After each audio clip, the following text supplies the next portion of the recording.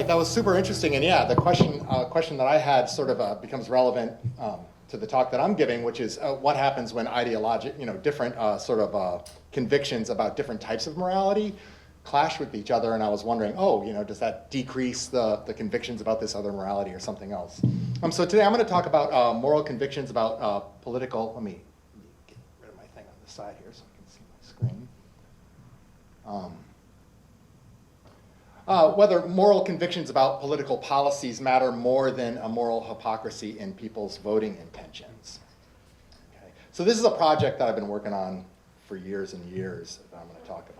So it's not going to be any big surprise to anyone that politics and morality are intertwined, and there's a lot of different reasons that people think that they're intertwined, as you'll see from lots of research out there on the topic. Understanding this role of divergent moral priorities in politics is critical because people are just getting more and more polarized, more and more up against each other, and really disliking each other.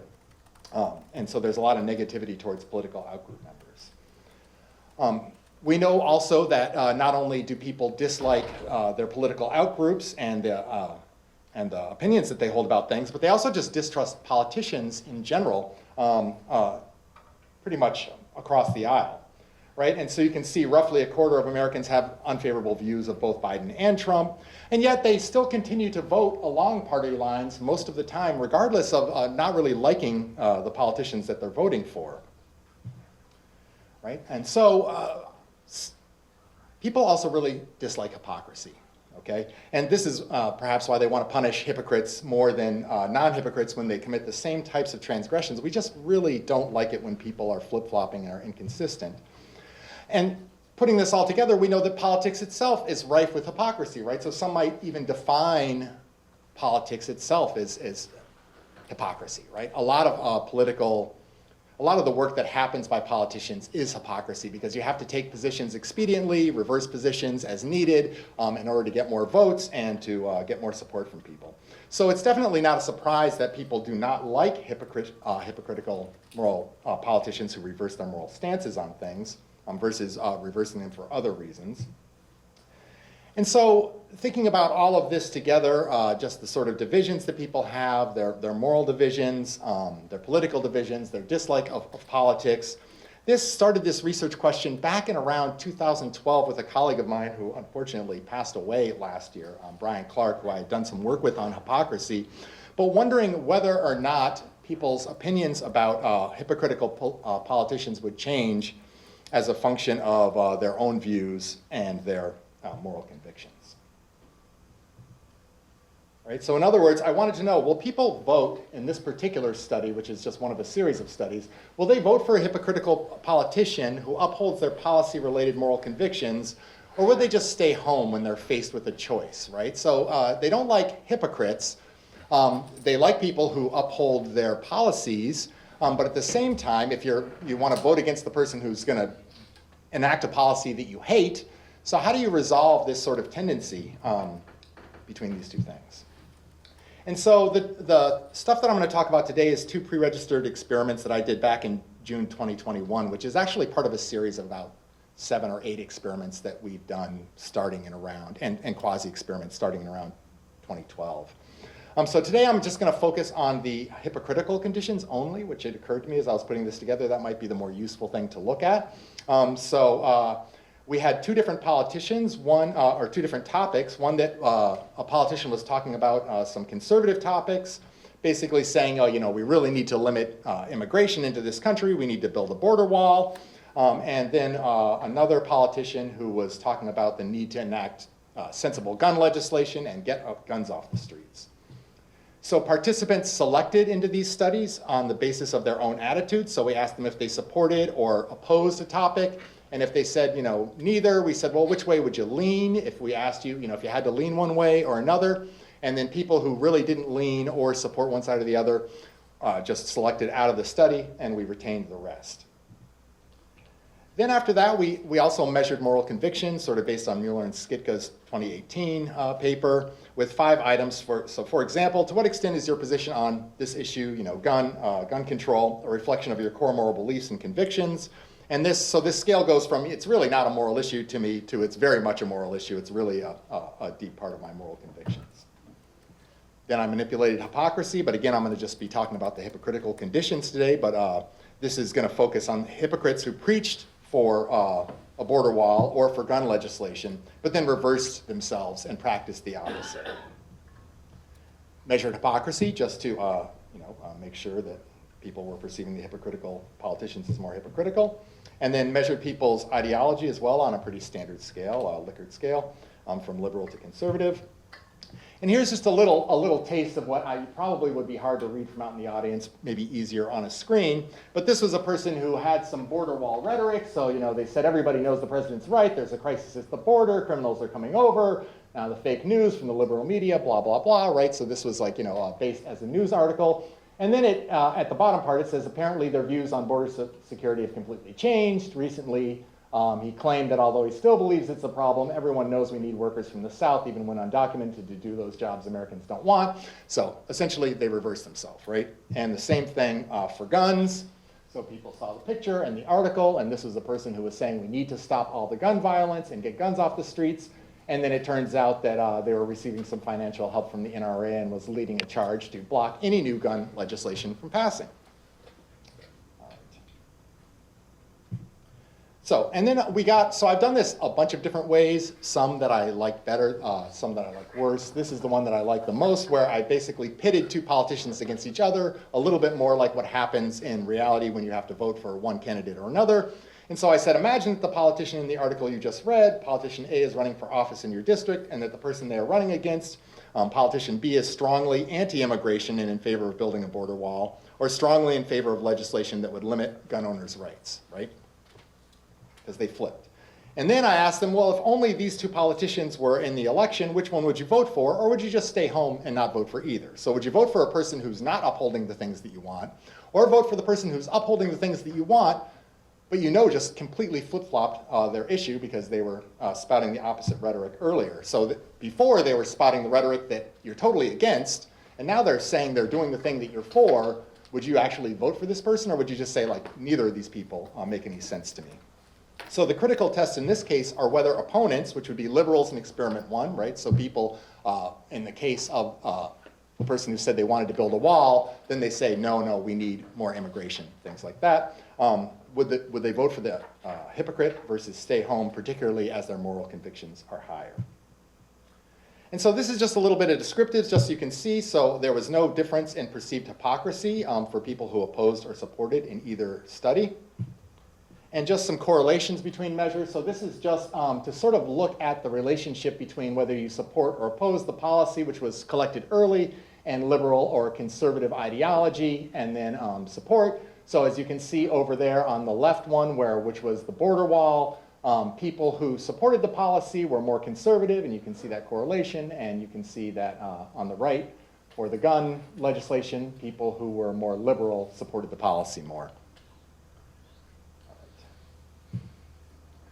Again, just so moral convictions, I also wanted to make sure that they're not different just as a function of which side you were on. And what you can see is that the people who selected into the study as having a strong attitude already, like I care about this versus I just lean towards this side of it, had stronger moral convictions overall, but you don't see any interactions between them and no differences between people who supported and opposed.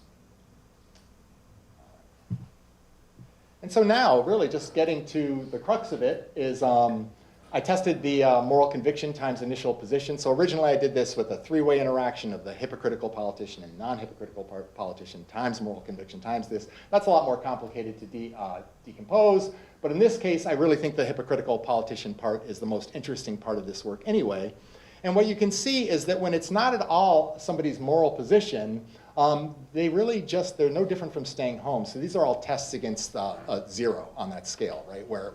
Where 2 is I would absolutely vote for them, 1 is I would probably vote for them, and I would probably vote for the hypocritical politician is 1, 2 is I would absolutely vote for the hypocritical politician. 0 is I would just stay home and not vote for either candidate, and then the other ones are obviously I would vote for candidate B, the one who upholds the beliefs that I have in the first place.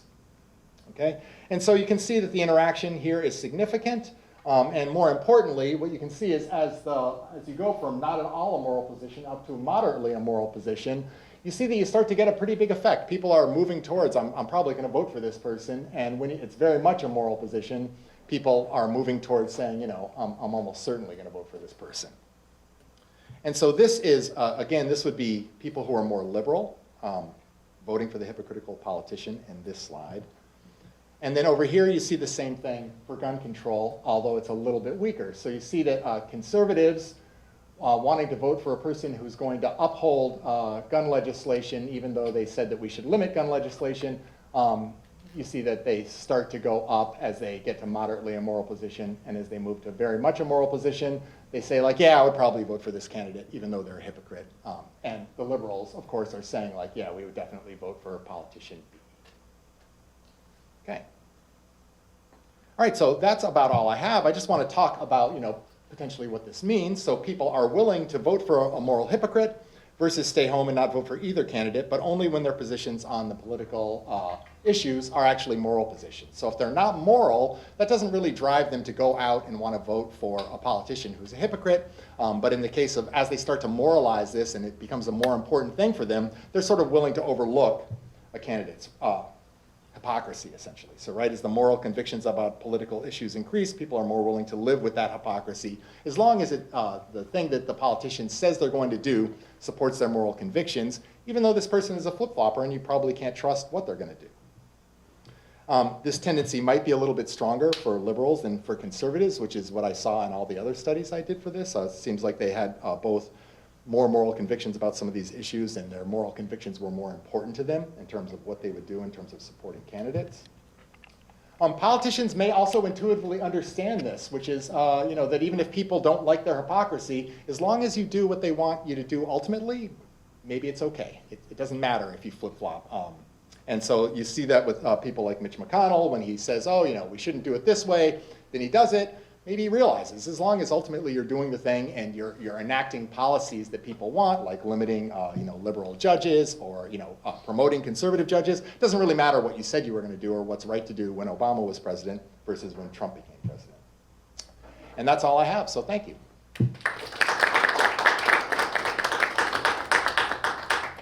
Happy to take questions if anybody has them. Yeah, does anybody have questions here?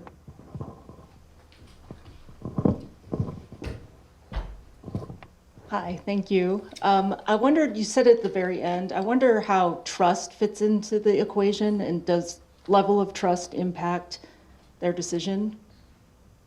So can you guys still hear me? Like the flip-floppers?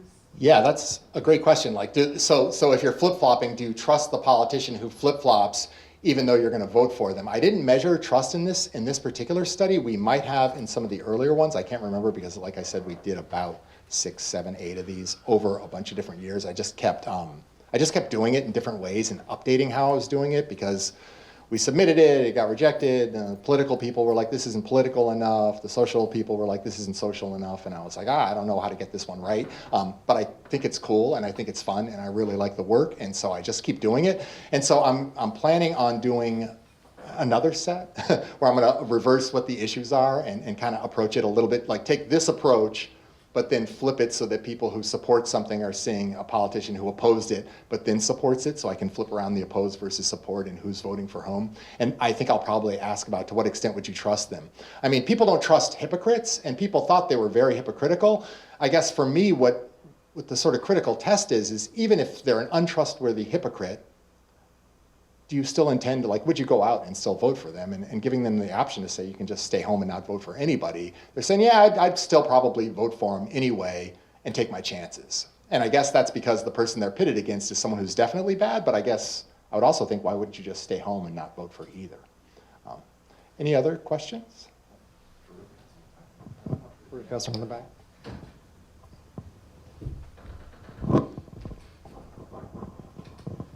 It was an interesting talk, Sean. Thank you. My question was about like whether you think these findings would replicate in a multi-party system instead of a two-party system like the United States.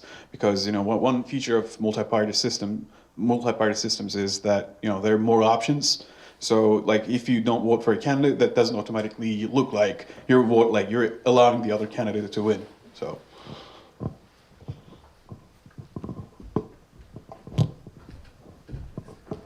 Yeah, that's a super interesting question, Farouk. I wonder, to the extent that I think you'd have to approach the research a little bit differently to be able to answer that question effectively.